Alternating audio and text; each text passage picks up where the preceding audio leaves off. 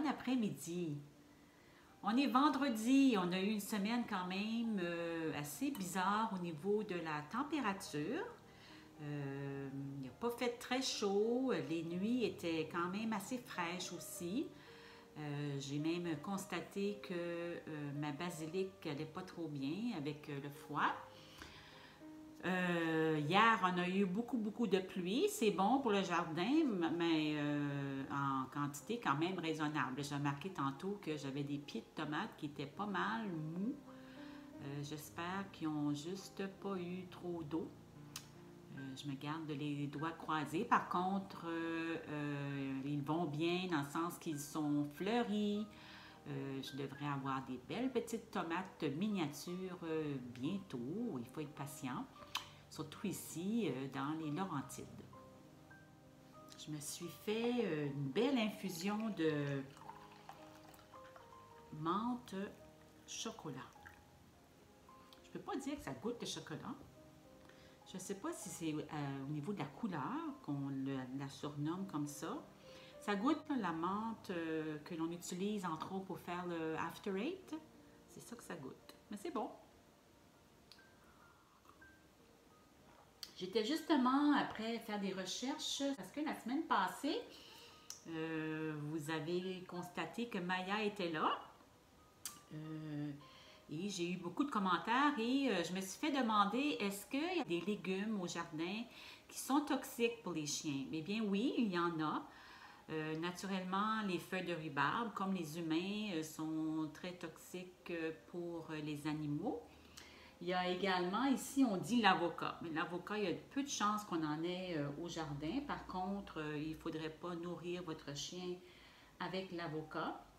Et ensuite, les tomates et pommes de terre. C'est sûr que le plant, les feuilles sont toxiques pour les chiens. La tomate, on dit, si le fruit mûr n'est pas toxique pour les chiens en petite quantité, les feuilles et les pieds de tomates contiennent de grandes quantités de solanine.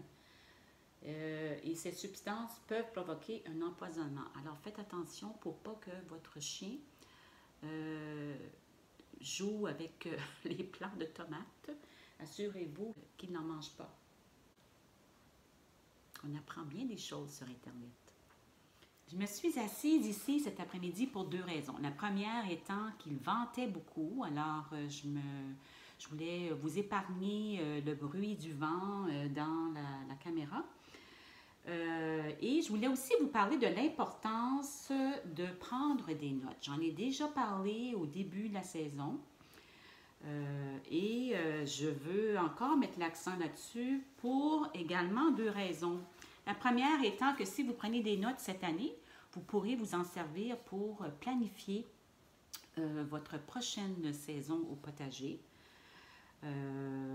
Savoir qu'est-ce qui a fonctionné, qu'est-ce qui a moins bien fonctionné, qu'est-ce que vous aimeriez changer.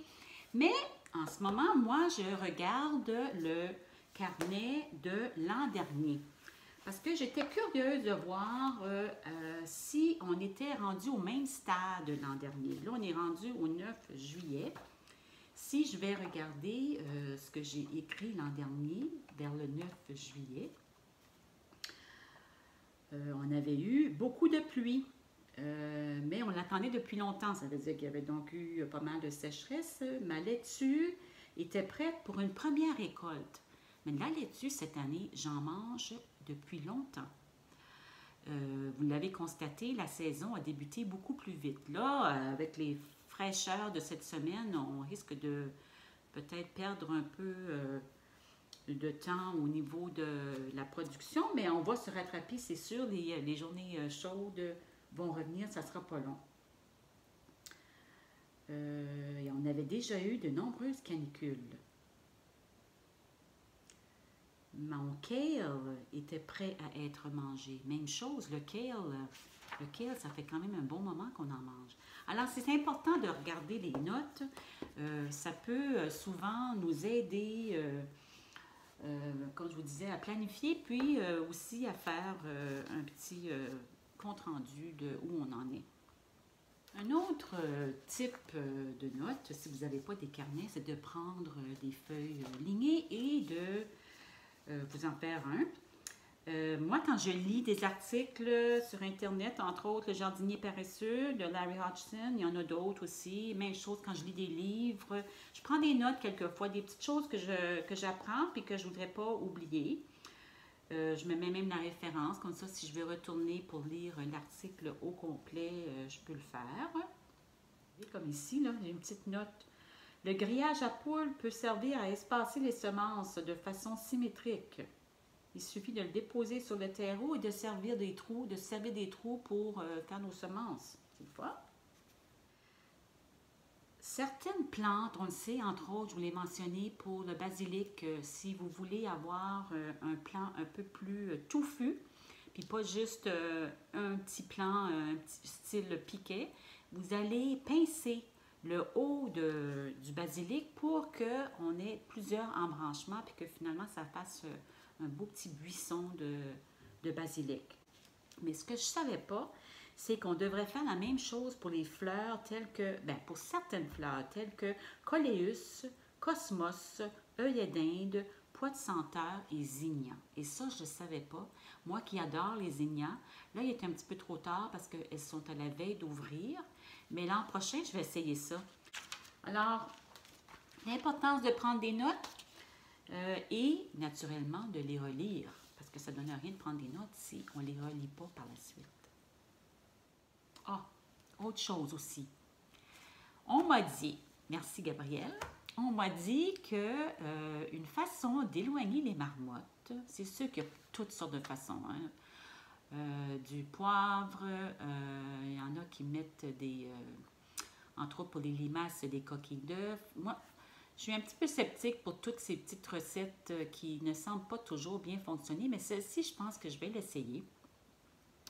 De mettre de la sauce piquante en quantité raisonnable dans de l'eau, de laisser macérer un peu, le filtrer et ensuite arroser, entre autres, vos plantes que vous ne voulez pas que les écureuils ou les marmottes mangent. Et moi, cette année, pas mal, tout est grillagé et protégé, à l'exception de mes courges et ensuite de certains haricots. J'ai couvert les haricots au tout début avec un petit filet, mais là, le filet, c'était vraiment des restants, puis j'en ai pas assez pour qu'il soit là en permanence. Alors, je vais enlever le filet cette semaine et je vais arroser mes haricots avec ça.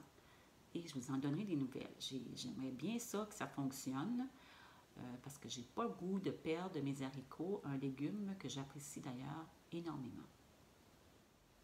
Au jardin, cette semaine, il n'y a pas eu énormément de changements, peut-être aussi dû à la température. C'est sûr qu'on récolte de ce temps-ci beaucoup de légumes feuilles. On continue à manger de la bêta-carde, du kale, du chou cavalier, du rapini, de la laitue, quoi d'autre?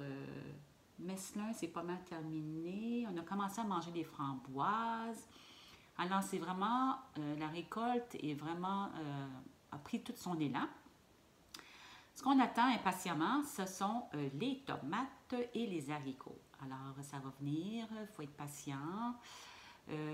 Mais en attendant tout ça, j'avais quand même certaines choses à faire cette semaine et je vais vous amener avec moi et vous montrer ça.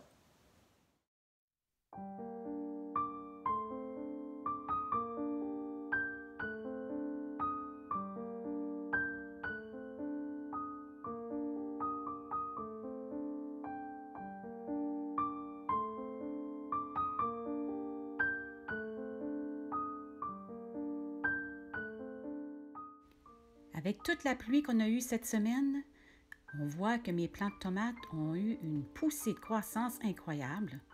Je dois maintenant les attacher. Cette année, je les attache par le haut. Une corde est fixée au pied du plant de tomates et attachée à une structure d'environ 4 pieds de hauteur. C'est très facile d'entortiller les tomates autour de la corde et c'est quand même assez solide. L'idéal est de garder qu'une tige principale, sinon les grosses tiges transversales doivent quelquefois elles aussi être supportées.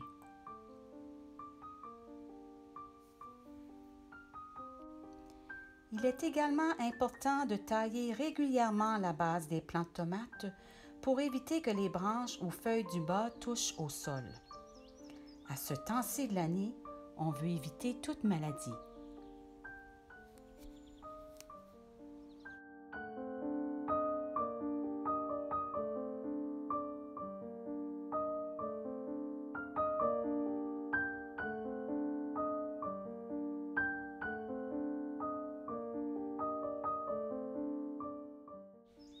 Il se peut que certains légumes, tomates ou autres, présentent des carences en nutriments et que vous sentez la nécessité d'ajouter de l'engrais. Normalement, si au départ vous avez utilisé un bon terreau avec un apport de compost, vous ne devriez pas avoir besoin de rajouter quoi que ce soit. À moins de cultiver dans les pots, car dans les pots, il y a peu de terreau et les nutriments peuvent venir à manquer.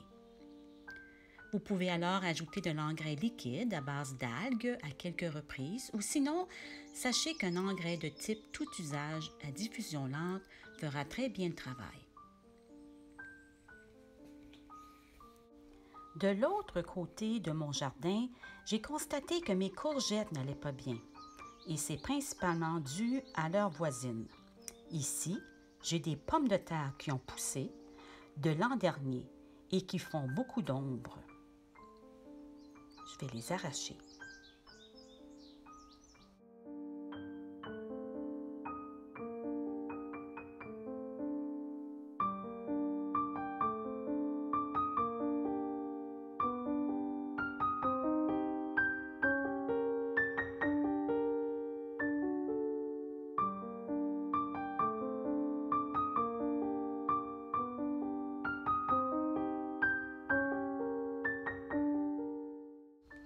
À l'autre bout, ce sont les bêtes-à-cardes qui causent le problème. Je les ai plantés trop près et ils ont pris toute la place avant que les courgettes aient le temps de pousser. C'est ce qui arrive, Ginette, lorsqu'on ne suit pas le plan déjà établi. C'était de la bête-à-carde que j'avais en surplus et j'ai pensé bien faire en les mettant aux côtés des courgettes. Grosse erreur de ma part. Je dois éclaircir en espérant qu'il ne soit pas trop tard.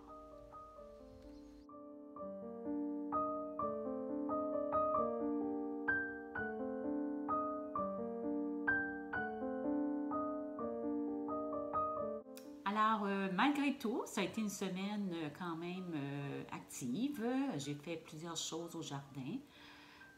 J'ai hâte que mes petites tomates commencent à rougir. Ça doit être la même chose. Peut-être même que vous en avez déjà eu. C'est pas le cas pour moi, mais ça va venir.